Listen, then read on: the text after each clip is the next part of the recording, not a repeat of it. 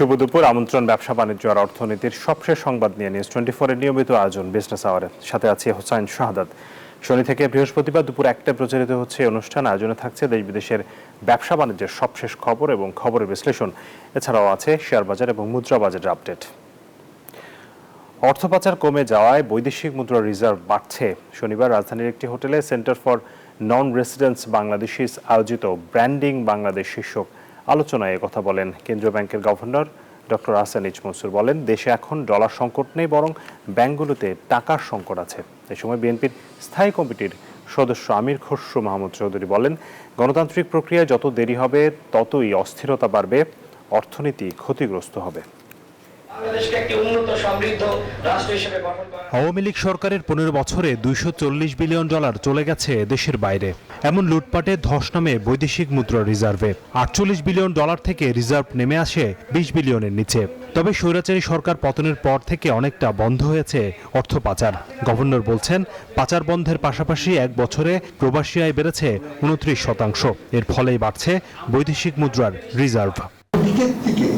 যে ধরনের অর্থ পাচারটা হচ্ছিল, সেটা ব্যাংক ডাকাতির মাধ্যমেই হোক বা সেটা দুর্নীতি এবং কমিশন বাণিজ্য ইত্যাদির মাধ্যমেই হোক, সেই প্রবণতাটা অনেকটা কমে গেছে। এ সময় বিএনপির স্থায়ী কমিটির সদস্য আমির খসরু মাহমুদ চৌধুরী বলেন, বাংলাদেশের রাজনৈতিক সংস্কৃতি পরিবর্তন করতে হবে, দ্বিমত পোষণ করেও অন্যকে সম্মান জানাতে হবে। তিনি বলেন, গণতান্ত্রিক প্রক্রিয়া যত দেরি হবে ততই অস্থিরতা বাড়বে, ক্ষতিগ্রস্ত হবে অর্থনীতি। গত 15 বছরে সব ইন্ডিকেটর কিন্তু ফ্লোরে নেমে গেছে, আকাশ থেকে ফ্লোরে নেমে গেছে। এই ইন্ডিকেটরগুলো ইমপ্রুভমেন্টের জন্য আমাদের কাজ করতে হবে। প্রথমে একটা রাজনৈতিক পরিবেশ, একটি গণতান্ত্রিক পরিবেশ আপনাকে সৃষ্টি করতে হবে। আমি মনে করি সেটা সৃষ্টি করতে গেলে প্রথমে বাংলাদেশের রাজনৈতিক সংস্কৃতি পরিবর্তন করতে হবে।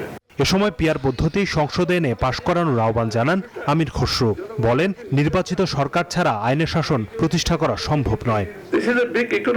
হোসাইন শাহাদাত, নিউজ 24, ঢাকা। দর্শক, রাজধানীর ইন্টারকন্টিনেন্টাল হোটেলে চলছে building national capability in trade negotiation, অর্থাৎ বাণিজ্য দর কষাকষির বিষয়ে দক্ষতা অর্জনের বিষয়ে সেখানে অনুষ্ঠান চলছে, যেখানে বাণিজ্য উপদেষ্টা কিছুক্ষণ আগে কথা বলেছেন। এই মুহূর্তে কথা বলছেন বাণিজ্য সচিব মাহবুবুর রহমান। আমরা তার বক্তব্য শুনতে চাই। Now they will also be there, so definitely we will be trying hard to keep our best interest intact in negotiation with other countries, so that we can uphold our interests, and also we can keep our competitive advantage intact during our negotiation. So with that, I will end now. Thank you very much. Assalamu alaikum. Thank you very much, sir, for your very. দর্শক, আন্তর্জাতিক বাণিজ্য negotiation আলোচনায় কথা বলছেন বাণিজ্য সচিব মাহবুবুর রহমান। আমরা সেখানে ছিলাম। এবারে চলে যাচ্ছে অন্যান্য সংবাদে। ব্যাংকের অভ্যন্তরীণ তদন্তে বেরিয়ে এসেছে এক চাঞ্চল্যকর তথ্য। ভুয়া সার্টিফিকেট জমা দিয়ে চাকরি নিয়েছেন বাংলাদেশ কমার্স ব্যাংকের 8 কর্মকর্তা। এমনকি পেয়েছেন পদোন্নতিও। শুধু সরকারি বেসরকারি বিশ্ববিদ্যালয় নয়, এইচএসসির সার্টিফিকেটেও রয়েছে জালিয়াতি। নিউজ 24 টেলিভিশনের অনুসন্ধানে বেরিয়ে এসেছে এমন তথ্য। বিস্তারিত থাকছে জাহিদুল ইসলাম সুজনের প্রতিবেদনে। ক্যামেরায় ছিলেন লোকমান হাওলাদার বাবু। ভুয়া সার্টিফিকেট ব্যবহার করে গত কয়েক বছর ধরে বহাল তবিয়তে চাকরি করে যাচ্ছিলেন 8 কর্মকর্তা। নামি দামি সরকারি বেসরকারি বিশ্ববিদ্যালয়ের ভুয়া সার্টিফিকেট জালিয়াতির মাধ্যমে এই 8 কর্মকর্তা তাদের পেশাগত জীবনে বাগিয়ে নিয়েছেন একাধিক পদোন্নতি। ঢাকা বিশ্ববিদ্যালয়ের জাল বিএসসি ও এমএসসি সার্টিফিকেট জমা দিয়ে চাকরি নিয়েছেন ব্যাংকটির ডেস্ক অফিসার ও এসপিও আলামিন। এদিকে চট্টগ্রাম বোর্ডের ভুয়া এইচএসসি সার্টিফিকেটে চাকরি নিয়েছেন junior cash officer Wahid Murad. অন্যদিকে সাউদার্ন বিশ্ববিদ্যালয়ের জাল বিবিএ ও এমবিএ সার্টিফিকেট ব্যবহার করে চাকরি নিয়েছেন আরও 4 জন কর্মকর্তা। রয়্যাল ইউনিভার্সিটি অব ঢাকার সার্টিফিকেট জালিয়াতি করে ব্যাংকটিতে চাকরি করছেন শাখা ব্যবস্থাপক সাব্বির হোসেন। এই জালিয়াতির ঘটনায় ব্যাখ্যা চেয়েছে ব্যাংক, ক্ষোভ প্রকাশ করেছেন বিশ্ববিদ্যালয়ের প্রশাসন। আমরা প্রায় 51টা সার্টিফিকেট পেয়েছি, যেগুলো আমাদের বিশ্ববিদ্যালয়, এরা আমাদের কোনো সময় আমাদের ছাত্র ছিল না। খুবই বিব্রতকর অবস্থা আছে, মানে আমরা কোথায় আছি। অন্যদিকে প্রাইম ইউনিভার্সিটির স্নাতক সনদ জালিয়াতি করেছেন কমার্স ব্যাংকের সহকারী ভাইস প্রেসিডেন্ট খালেদা বেগম। এটা তো ফেক সোর্স। উত্তরায় আমাদের আগে একটা শাখা ক্যাম্পাস ছিল, তাদেরকে সার্টিফিকেট ইস্যু করার মতো তাদের ছিল না, এখতিয়ার ছিল না, কিন্তু উত্তরা ক্যাম্পাস ছিল, তারা নিয়েছে। সার্টিফিকেট নিয়ে এমন প্রতারণার ঘটনায় খোদ ব্যাংক কর্তৃপক্ষ যেন নড়ে চড়ে বসেছে। ডিসমিস তো করতে হবে, শাস্তিমূলক ব্যবস্থা গ্রহণ করতে হবে। পাশাপাশি তারা যে বেতন ভাতা নিয়েছে জয়েনিং এর পর থেকে হচ্ছে ডিসমিসাল পর্যন্ত, টিল ডিসমিসাল, তাদের কাছ থেকে এই টাকা ফেরত আনার জন্য মামলা করতে হবে। বিশেষজ্ঞদের মতে ভুয়া সার্টিফিকেটধারীদের কারণেই দেশে যোগ্য প্রার্থীদের কর্মসংস্থানে তীব্র ঘাটতি দেখা দিয়েছে। বিশ্ববিদ্যালয়ের শিক্ষার্থীরাও জানালেন একই অভিযোগ। প্রপার জায়গাটা যেতে পারতেছি না, এই শুধুমাত্র সার্টিফিকেট জালিয়াতির কারণে। অনলাইনে যে এগুলো হচ্ছে সেগুলো বন্ধ করা উচিত। দুটো নিয়ম আছে, একটা হলো তাদের ইন্টারনাল অ্যাডমিনিস্ট্রেটিভ পলিসি, যে তার চাকরিচ্যুতি বা অন্য কোনো ধরনের, আর 2 নম্বর যেহেতু সে জালিয়াতির আশ্রয় নিয়েছে, দেশের প্রচলিত আইনে জালিয়াতির মামলাও তার বিরুদ্ধে করা যাবে। ইতিমধ্যে জাল সনদকারীদের বিরুদ্ধে ব্যবস্থা নিতে শুরু করেছে সংশ্লিষ্ট কর্তৃপক্ষ, কিন্তু প্রশ্ন রয়ে যায় কাদের আশ্রয় কিংবা প্রশ্রয়ে জাল সনদধারীরা ব্যাংকের মতো স্পর্শকাতর আর্থিক প্রতিষ্ঠানে চাকরি পেল। জাহিদুল ইসলাম সুজন, নিউজ 24, ঢাকা। দর্শক, ব্যাংকের এমন ভয়াবহ জালিয়াতির চিত্র কিন্তু উঠে এসেছে নিউজ 24-এর ক্যামেরায়, এবং আমরা দেখেছি যে এই অনুসন্ধানে বেশ কয়েকজনের এই ধরনের তথ্য হয়েছে, এবং এটি বিভিন্ন জায়গায় আসলে এই ধরনের ঘটনা ঘটছে। আমরা এইসব বিষয় নিয়ে আলোচনা করতে চাই। আমরা আলোচনা করব খেলাপি ঋণে এশিয়ার শীর্ষে রয়েছে এই মুহূর্তে বাংলাদেশ। এছাড়া আরও বেশ কিছু বিষয় নিয়ে আলোচনা করতে আমাদের সাথে এর মধ্যে যুক্ত হয়েছেন পিআরআই অর্থাৎ পলিসি রিসার্চ ইনস্টিটিউটের পরিচালক ডক্টর আহমেদ হাসান। তিনি বিশ্বব্যাংকেও কাজ করেছেন দীর্ঘদিন। আমরা তাকে স্বাগত জানাতে চাই বিজনেস আওয়ারে। জনাব আহমেদ হাসান, আপনাকে স্বাগত জানাচ্ছি বিজনেস আওয়ারের আজকের আয়োজনে। শুরুতে আপনার কাছ থেকে এই প্রসঙ্গটি নিয়ে একটু জানতে চাই যে ব্যাংকের মতো এমন কর্পোরেট প্রতিষ্ঠান, মানে যেখানে অনেক বেশি কমপ্লায়েন্স মেনটেন করা হয়, সেখানে এই ধরনের চাকরির সুযোগ আসলে কিভাবে থাকে? এই সার্টিফিকেটগুলো যখন নিয়োগ দেওয়া হয়, সেই নিয়োগের ক্ষেত্রে এই সার্টিফিকেটগুলো যাচাই বাছাই প্রক্রিয়ায় কি তাহলে মানে শিথিলতা দেখানো হচ্ছে, নাকি আসলে এখানে যোগসাজশ থাকে ব্যাংকেরও? আপনার কাছে কি মনে হয়? অনেক ধন্যবাদ। প্রথমত আমি এই খবরে অবাক হচ্ছি না, কারণ যেটা হয়েছে যে গত 10 বছর বলবো আমি, 10 বছরে আপনার পুরো ব্যাংকিং খাতে এবং আর্থিক খাতে পরিচালনা এবং প্রশাসনের অরাজকতা ছিল এটা। হ্যাঁ, আমি এভাবে যদি বলি, এবং যেখানে ওই সেই সময়কার বাংলাদেশ ব্যাংক তার দায়িত্ব ঠিকমতো পালন করে নাই। সুতরাং যে কারণে আমাদের ব্যাংকগুলির আপনার যে পরিমাণ আপনার ওই ডিস্ট্রেস লোন বা আপনার এই ক্যাপিটাল, আজকে আমাদের কোনো পুঁজির প্রচন্ড অভাব ব্যাংকগুলিতে। আপনার পুরো দক্ষিণ এশিয়ায় আমরা সর্বনিম্ন এবং অনেক আকারে সর্বনিম্ন আমাদের পুঁজির অবস্থান আপনার ব্যাংকগুলিতে।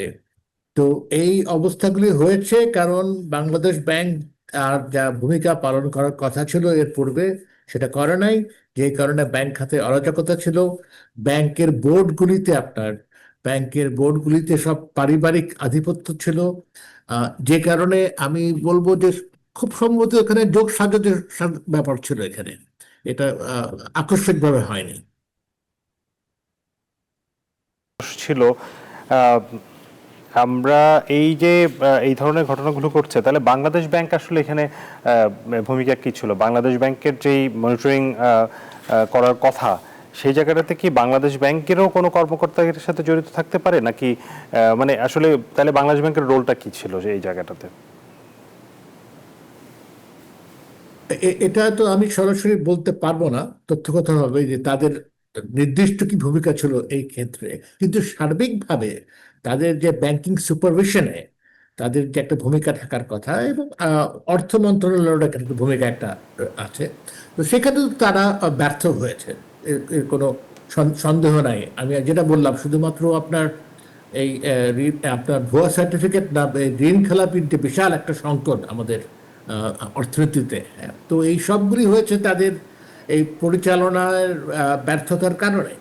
এবং তো আজকে যে সঙ্গটা আমরা এসেছি, আমি একদিকে বলবো আমাদের 5ই অগস্টের পরিবর্তনের অভ্যুত্থানে বিরাট একটা অর্জন হয়েছে, যে আমরা এই অত্যন্ত গুরুত্বপূর্ণ একটা খাত, যেটা আর্থিক খাত, যেটা অনেক সময় অর্থনীতির মস্তিষ্ক বলা হয়, nerve centre of the economy বলা হয়, সেই খাতে যে সংকট ছিল, আজকে একটা সক্রিয় ক্রিয়াশীল বাংলাদেশ ব্যাংক থাকার কারণে আমরা এই সমস্যাগুলিকে সরাসরি এখন মোকাবেলা করছি, বিভিন্নভাবে মোকাবেলা করছি, আমরা আলোচনা করতে পারি সেটা। জি, জনাব আহমেদ হাসান, আপনাকে একটু থামাতে হচ্ছে, আমাকে দুঃখিত।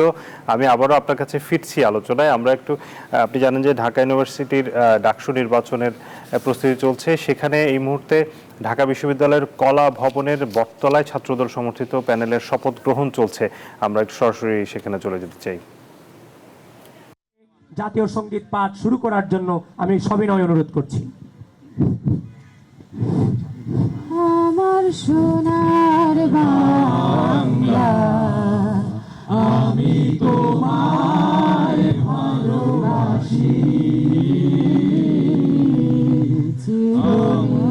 তোমার আকাশ, তোমার বাতাস আমার প্রাণে, ও মায় আমার প্রাণে বাজায় বাঁশি, সোনার বাংলা, আমি তোমায় ভালোবাসি।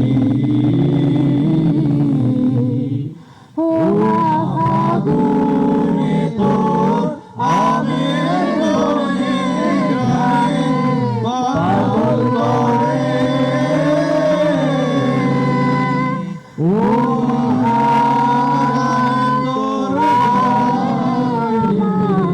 আগুনে তোর আমের মনে গায়ে পাগল করে,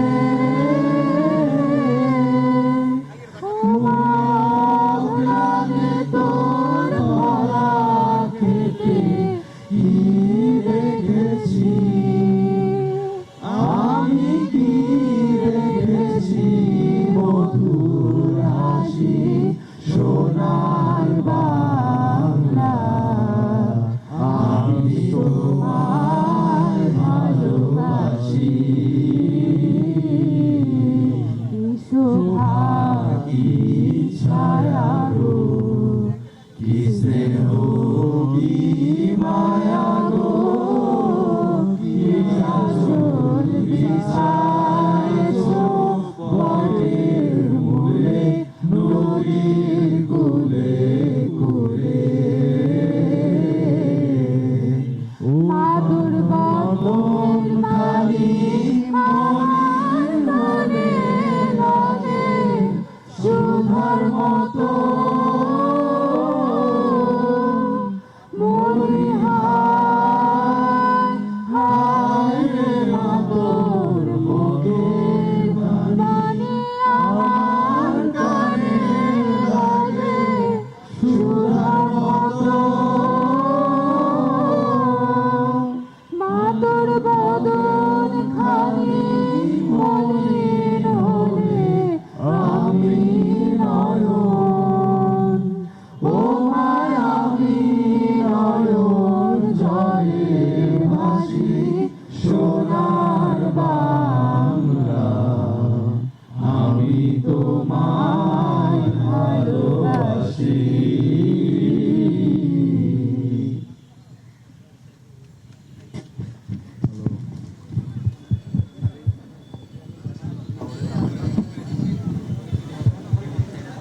ধন্যবাদ সবাইকে। আমি এই মুহূর্তে ঢাকা বিশ্ববিদ্যালয়ের ঐতিহাসিক বটতলা থেকে আমরা আমাদের শপথ পাঠ করব। আমাদের যারা ডাকসুর প্রার্থীরা আছেন এবং হল সংসদের প্রার্থী যারা আছেন, হৃদয় থেকে সমস্বরে আমরা আমাদের যে প্রতিজ্ঞা করছি আপনারা সমস্বরে এগুলোকে উচ্চারণ করবেন। আমরা শপথ পাঠ শুরু করছি।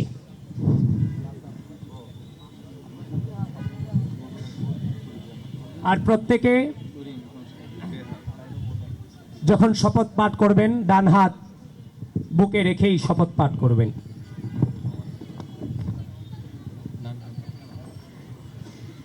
আজ আমরা 100 বছরের ঐতিহ্যবাহী দেশের ঐতিহ্যবাহী দেশের, এটা না, যখন আমরা শপথ করছি যে যখন থেকে শুরু করব তখন থেকে আপনারা বলবেন, যখন বলবো আমরা শপথ করছি যে আজ আমরা 100 বছরের ঐতিহ্যবাহী, আজ আমরা 100 বছরের ঐতিহ্যবাহী। আমি প্রথম দিকে একটা পাঠ করতেছি, এই পার্টের পরে বিশেষ করে হচ্ছে যে প্রার্থী হিসেবে যখন আমরা শপথ করছি যে যখন বলবো তখন থেকে আপনারা শুরু করবেন। আমরা শপথ করছি যে,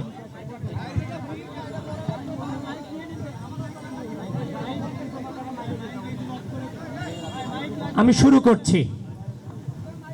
আজ আমরা 100 বছরের ঐতিহ্যবাহী দেশের শ্রেষ্ঠ বিদ্যাপীঠ, বাংলাদেশের স্বাধীনতা, গণতন্ত্র ও গণমানুষের মুক্তির আকাঙ্ক্ষার ধারক ও বাহক ঢাকা বিশ্ববিদ্যালয়ের পবিত্র মাটি ঐতিহাসিক বটতলায় আপনাদের সকলের সামনে দাঁড়িয়েই ঢাকা বিশ্ববিদ্যালয় কেন্দ্রীয় ছাত্র সংসদ নির্বাচন ও হল সংসদ নির্বাচন 2025-এ বাংলাদেশ জাতীয়তাবাদী ছাত্রদল সমর্থিত প্যানেলের প্রার্থী হিসেবে আমরা শপথ করছি যে প্রতিটি শিক্ষার্থীর জন্য একটি আনন্দময় বসবাসযোগ্য এবং নিরাপদ ঢাকা বিশ্ববিদ্যালয় ক্যাম্পাস গড়ে তোলার লক্ষ্যে বিগত ফ্যাসিবাদী শাসন আমলের ঘৃণিত গণরম প্রথা, গেস্টরুম নির্যাতন, জোরপূর্বক রাজনৈতিক কর্মসূচিতে যোগদানের জন্য বাধ্য করানো এবং ভিন্ন মতের জন্য অত্যাচার ও নিপীড়ন চালানোর যে রাজনৈতিক অপসংস্কৃতি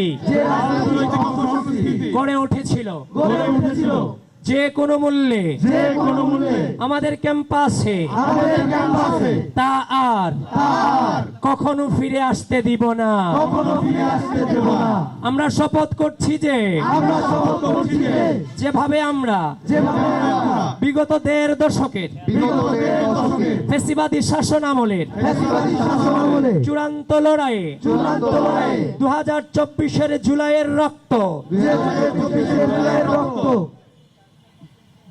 রক্ত ঝরা দিনগুলোতে বন্দুকের নলের সামনে দাঁড়িয়েছিলাম, যেভাবে আমাদের অগ্রজেরা 1990-এর স্বৈরাচার বিরোধী আন্দোলনের নেতৃত্ব দিয়েছিলেন, যেভাবে তারা 1971 সালে বাংলাদেশের স্বাধীনতা আন্দোলনের নেতৃত্ব দিয়েছিলেন, যেভাবে আমাদের পূর্বসূরীরা 52-এর ভাষা আন্দোলন ও 47-এর দেশভাগ আন্দোলনে অগ্রণী ভূমিকা রেখেছিলেন, ঠিক একইভাবে ভবিষ্যতে যদি দেশের গণতন্ত্র, স্বাধীনতা, সার্বভৌমত্ব কিংবা জনগণের মুক্তির পথ আবারও কোনো কালো শক্তির দ্বারা অবরুদ্ধ হয়, আমরা আমাদের সর্বোচ্চ শক্তি ও বুদ্ধিমত্তা দিয়ে সেই অপশক্তির বিরুদ্ধে প্রতিরোধ গড়ে তুলব। আমরা শপথ করছি যে আমাদের বোনদের তথা নারী শিক্ষার্থীদের তথা নারী শিক্ষার্থীদের জন্য ঢাকা বিশ্ববিদ্যালয় ক্যাম্পাসকে একটি নিরাপদ, নিয়ন্ত্রণান্ত্রিক এবং সুরক্ষিত এলাকায় পরিণত করব, যেখানে তাদের জন্য নিরাপদ আবাসন, স্বাস্থ্যসেবা, সম অধিকার প্রতিষ্ঠা এবং সর্বোপরি তাদের ক্ষমতায়ন নিশ্চিত করা হবে। আমরা শপথ করছি যে বিশ্ববিদ্যালয়ের সকল শিক্ষার্থীর জন্য হলগুলোতে প্রশাসনের মাধ্যমে বৈধ সিটের ব্যবস্থা, সাশ্রয়ী মূল্যে স্বাস্থ্যসম্মত পুষ্টিকর খাবার, মানসম্মত স্বাস্থ্য সেবা, পরিষ্কার পরিচ্ছন্নতা ও কার্যকর বর্জ্য ব্যবস্থাপনা এবং সহজ সুবিধাজনক পরিবহন ও যাতায়াত ব্যবস্থা নিশ্চিত করতে নিরলস প্রচেষ্টা চালিয়ে যাব। আমরা শপথ করছি যে ঢাকা বিশ্ববিদ্যালয়ের শিক্ষার্থীদের অনলাইনে সুরক্ষা প্রদানের জন্য আমরা cyber bullying, misinformation, disinformation ও ফেক নিউজ সহ অনলাইন ভিত্তিক সকল ধরনের অপতৎপরতা রুখে দিতে সর্বোচ্চ প্রচেষ্টা অব্যাহত রাখবো। আমরা শপথ করছি যে আমাদের প্রাণের ঢাকা বিশ্ববিদ্যালয়কে একটি আধুনিক ও মর্যাদাপূর্ণ বিশ্ববিদ্যালয় হিসেবে গড়ে তোলার প্রত্যয়ে আমরা শিক্ষা, গবেষণা ও পড়াশোনার পরিবেশের মানোন্নয়ন, খেলাধুলা ও সাংস্কৃতিক কর্মকাণ্ডের সম্প্রসারণ এবং শিক্ষার্থীদের ক্যারিয়ার গঠনমূলক কার্যক্রম সমূহ গতিশীল করতে নিজেদের সর্বোচ্চ নিয়োজিত রাখব। আমরা শপথ করছি যে দেশের স্বাধীনতা, সার্বভৌমত্ব আন্দোলনে ডাকসুর প্রতিনিধি হিসেবে নির্বাচিত হলে আমরা ডাকসুর অভ্যন্তরে রাজনৈতিক পরিবেশে শিষ্টাচার, সৌজন্য, পারস্পরিক শ্রদ্ধাবোধ বজায় রাখবো এবং রাজনৈতিক প্রতিপক্ষের সাথে সম্পর্ক ও আচরণে সর্বদা সর্বোচ্চ গণতান্ত্রিক মনোভাবের প্রতিফলন ঘটাবো। আমরা সর্বোচ্চ আন্তরিকতা, দায়বদ্ধতা নিয়ে বলতে চাই, আমাদের প্যানেলের প্রতিটি প্রার্থী এই শপথের প্রতিটি শব্দ অক্ষরে অক্ষরে মনে প্রাণে ধারণ করি এবং আমরা প্রতিজ্ঞা করছি যে আমাদের প্রার্থীরা নির্বাচিত হলে প্রত্যেকের জবাবদিহিতামূলক ও স্বচ্ছ কর্মকাণ্ডের মাধ্যমে আপনাদের সামনে এই প্রতিটি শপথ বাস্তবায়িত হবে ইনশাআল্লাহ। এবার বাকি অংশটুকু আমার প্যানেলের পক্ষ থেকে আমি পড়ছি, আমাদের প্যানেলের পক্ষ থেকে পড়ছি। আমরা আশা করব একটি সফল ডাকসুর প্রত্যাশা থেকে, একটি সুন্দর বিশ্ববিদ্যালয়ের প্রত্যাশা থেকে আপনারাও আমাদের এই শপথের অংশীদার হবেন এবং আমাদের প্যানেলের প্রতিটি প্রার্থীকে আপনার মূল্যবান ভোট দিয়ে জয়যুক্ত করবেন। আসুন আমরা সবাই নিজ নিজ পছন্দের প্রার্থীকে ও প্যানেলকে ভোট দেই। আমরা সবাই মিলে কাঁধে কাঁধ মিলিয়ে গণ অভ্যুত্থানের আকাঙ্ক্ষাকে ধারণ করি, গড়ে তুলি একটি সাম্য, মানবিক মর্যাদা ও শিক্ষার্থী বান্ধব ঢাকা বিশ্ববিদ্যালয়। ধন্যবাদ সবাইকে।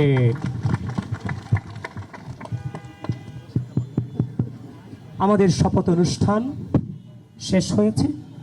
প্রিয় সাংবাদিক বৃন্দ, যারা আপনারা সেখানে উপস্থিত ছিলেন, এখানে আপনাদের প্রতি অশ্রদ্ধ কৃতজ্ঞতা ও সম্মান জানিয়ে আমরা আমাদের অনুষ্ঠান এখানে শেষ করছি।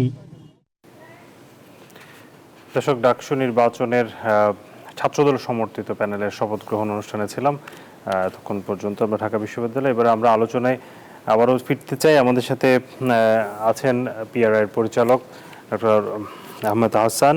জনাব আহমেদ আহসান, আপনাকে আবারও স্বাগত জানাচ্ছি। আমরা আলোচনায় যেটিতে ছিলাম, আপনি বলছিলেন যে ব্যাংকিং খাতের আমরা আজকে আসলে আমাদের আলোচনার বিষয় বেশ কিছু বিষয়ের মধ্যে একটি বিষয় নির্ধারণ ছিল যে এই মুহূর্তে এশিয়াতে খেলাপি ঋণে শীর্ষে অবস্থানে আছে বাংলাদেশ। আমাদের কাছে আরও কিছু সংবাদ, আমরা গত এক সপ্তাহে আসলে পত্রিকার বাণিজ্য বিষয়ক যেসব সংবাদ শিরোনাম হয়েছে বিভিন্ন পত্রিকায় গত এক সপ্তাহে আমরা একটু দেখতে চাই।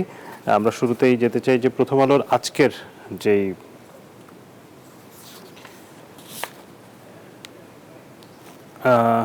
আমরা একটু দেখতে চাই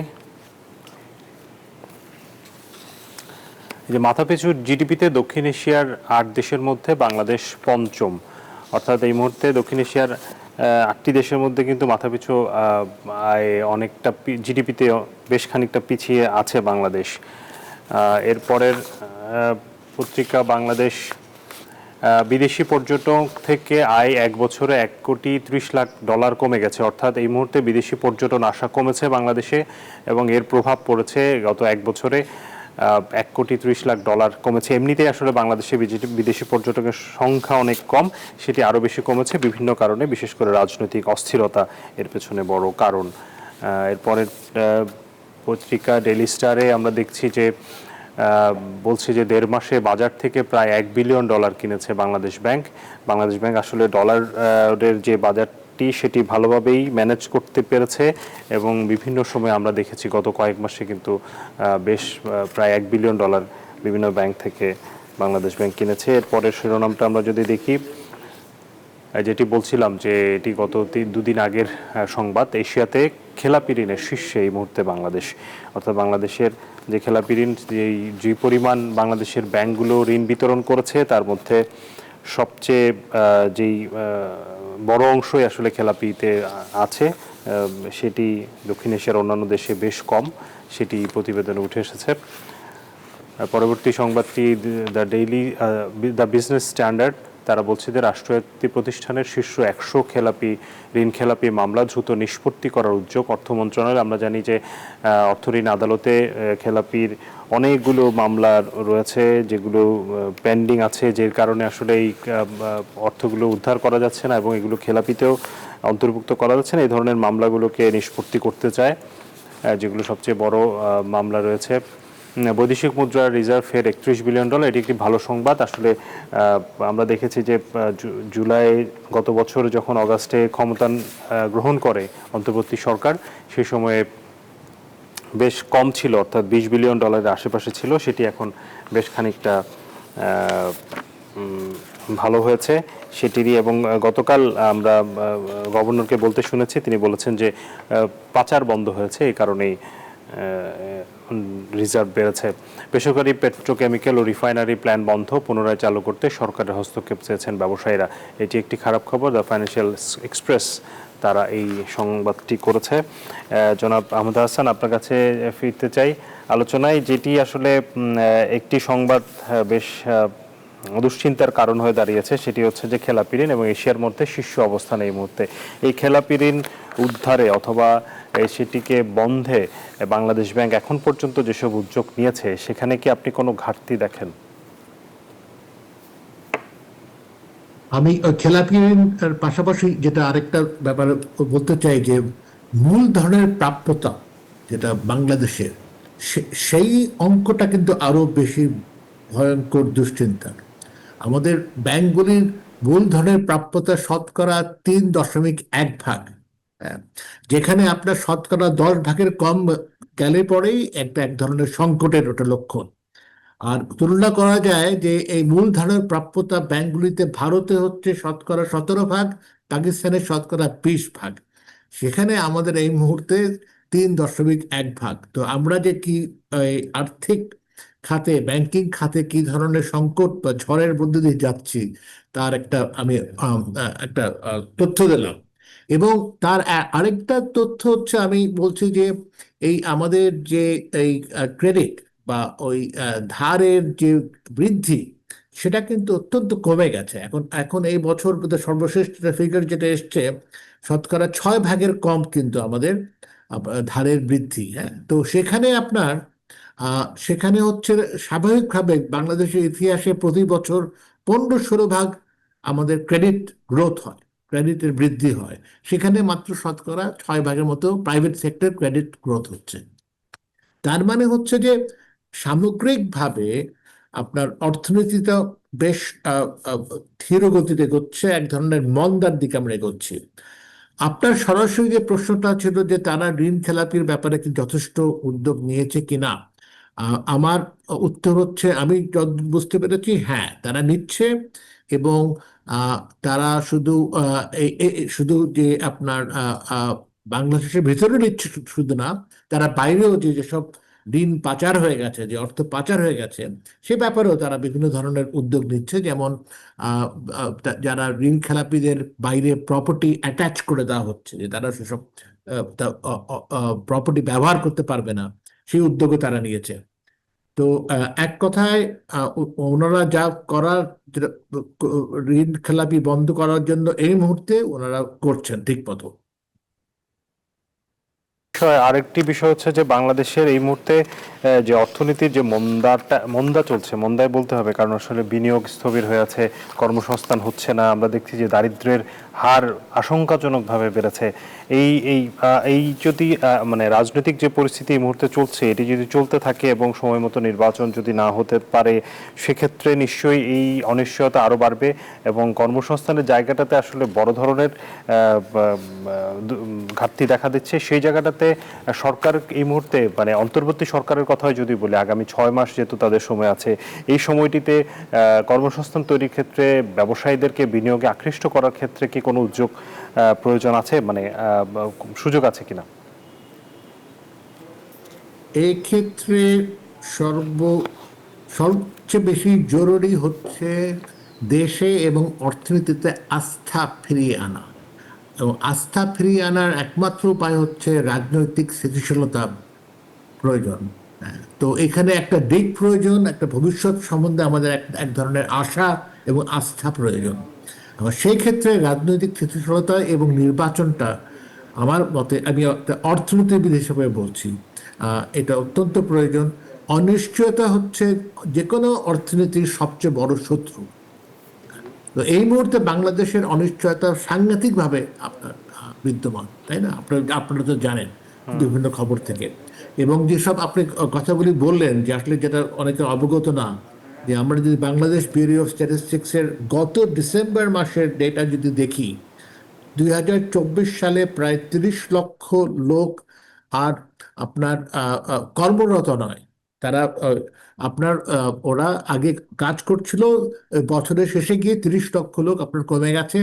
সেখানে আপনার প্রায় 10 লক্ষ লোক আপনার শিল্প খাত থেকে চলে গেছে, 15 লক্ষ লোক চলে গেছে আপনার সেবা খাত থেকে, 7-8 লক্ষ লোক চলে গেছে কৃষি খাত থেকে, অধিকাংশ মহিলা।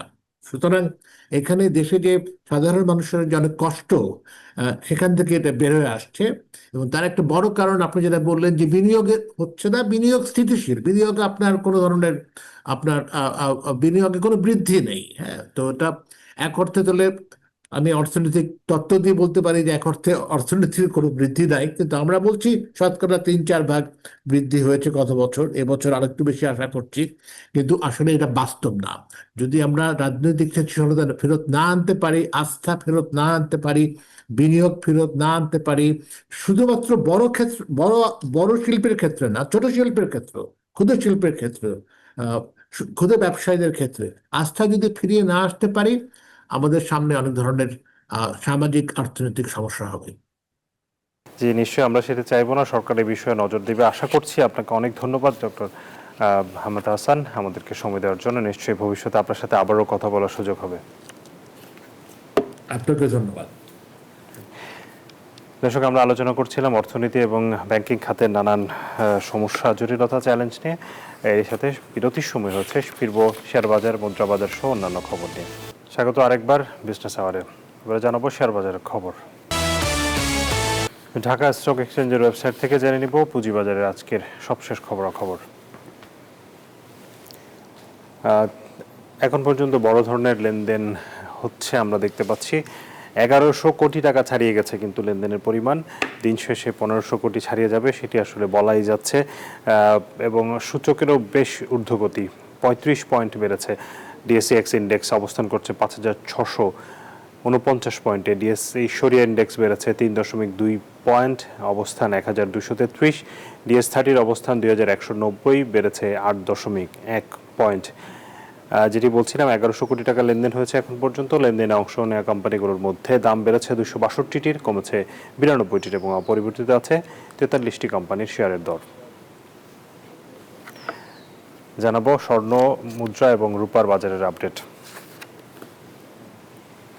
শুরুতে মুদ্রা বাজারের যদি আমরা মুহূর্তে লেনদেন পরিস্থিতি দেখি, মার্কিন ডলার 122 টাকায় কিনে 123-এ বিক্রি হচ্ছে। ইউরো 135 টাকায় কেনা হচ্ছে, বিক্রয় 140। পাউন্ডের কেনা দর 156, বিক্রয় 164।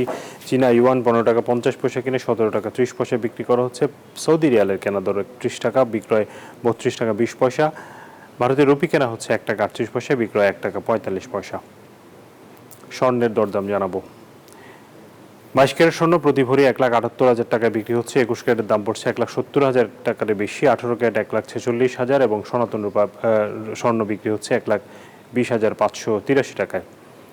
রূপার দরদাম যদি দেখি, 22 ক্যারেট রূপা প্রতি ভরি 2,811 টাকায় বিক্রি হচ্ছে। 21 ক্যারেটের দাম পড়ছে 2,683, 18 ক্যারেট 2,298 এবং সনাতন রূপা বিক্রি হচ্ছে 1,726 টাকায়।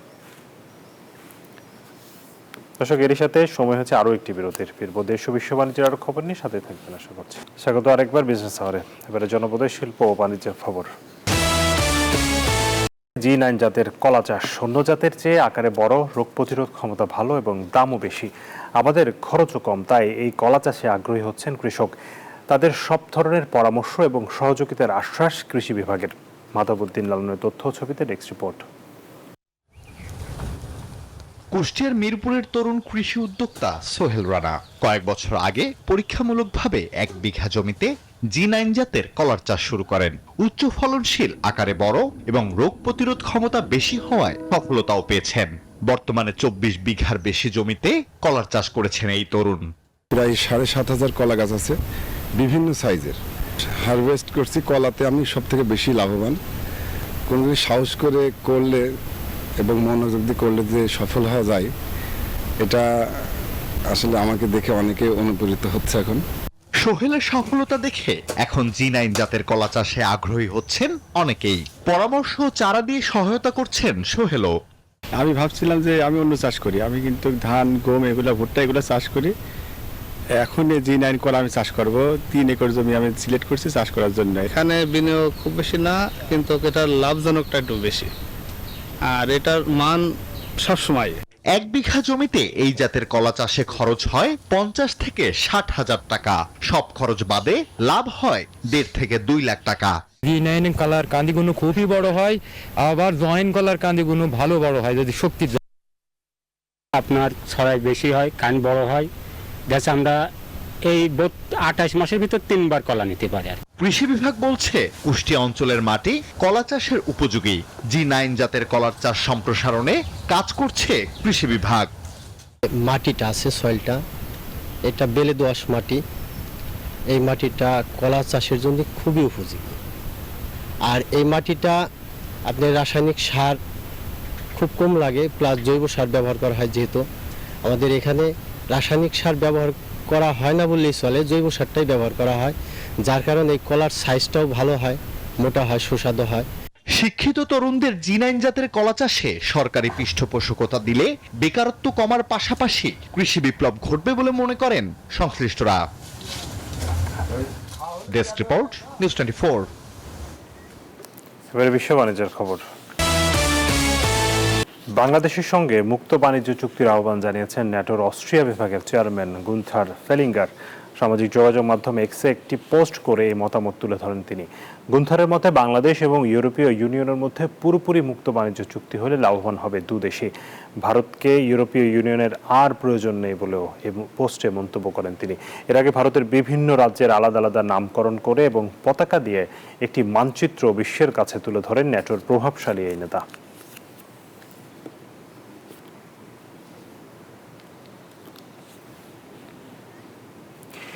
লেবাননের ফারাইয়ার পাহাড়ি অঞ্চলে প্রবাসী এক বাংলাদেশির হাতে গড়ে উঠেছে সৌন্দর্যময় আপেল বাগান। প্রায় 3 বিঘা জায়গা জুড়ে বিস্তৃত এই বাগান এখন স্থানীয়দের কাছে এক আকর্ষণীয় ফলের রাজ্য। লেবানন থেকে মিলন খানের তথ্য ও ছবিতে ডেস্ক রিপোর্ট। গোল্ডেন ও রেড ডেলিশিয়াস, যার মধ্যে গালা জাতের চাষি বেশি। 3 বিঘা জমিতে প্রায় 300 প্লাস গাছ আছে, আর আপেলগুলো অনেক ফ্রেশ আপেল, ফর্মাল মুক্ত, এটা অন্য জাতে, আর এগুলো টেস্ট হিসাবে এটা অনেক মিষ্টি আপেল। আগস্ট থেকে অক্টোবর মৌসুম পর্যন্ত চলে ফল সংগ্রহ। কৃত্রিম সার বা কীটনাশক ব্যবহার না করায় ফল হচ্ছে স্বাস্থ্যসম্মত ও সুস্বাদু। পাহাড়ি জমিতে এই বাগান লেবাননের কৃষি অর্থনীতির গুরুত্বপূর্ণ অংশ হয়ে উঠেছে, যেখানে অসংখ্য প্রবাসী বাংলাদেশি যুক্ত হয়ে ভূমিকা রাখছেন। ফলন মুক্ত আপেল পাড়াটার যে কি একটা অনুভূতি, সেটা ভাষায় প্রকাশ করতে পারবো না। তাজা আপেল এবং গাছ থেকে পায়রা খাওয়াটা অনেক খিজে পড়ার ভাষা নাই। প্রবাসী ও দেশের আমেজ ছড়িয়ে দিচ্ছেন বাংলাদেশিরা। লেবাননের পাহাড়ে তারই এক অনন্য উদাহরণ এই আপেল বাগান। Desk report, news 24। পশ্চিমা চাপের মুখে রাশিয়া থেকে রেকর্ড পরিমাণ গ্যাস কিনেছে হাঙ্গেরি। পররাষ্ট্রমন্ত্রী পিটার সিজিয়ার্তো জানিয়েছেন, জানুয়ারি থেকে তুর্ক স্ট্রিম পাইপলাইনের মাধ্যমে 5 বিলিয়ন কিউবিক মিটার গ্যাস কিনেছে তারা। 2024 সালে রাশিয়ার গ্যাস সরবরাহের পরিমাণ ছিল 7.6 বিলিয়ন কিউবিক মিটার। যদিও ইউরোপীয় ইউনিয়ন 2027 সালের মধ্যে রাশিয়ান জ্বালানি আমদানি বন্ধের পরিকল্পনা করছে, সেই পদক্ষেপে বাধা দিয়েছে হাঙ্গেরি। সেই সঙ্গে দেশটির পররাষ্ট্রমন্ত্রী জানান, এমন পদক্ষেপ হাঙ্গেরির জ্বালানি নিরাপত্তা ধ্বংস করবে।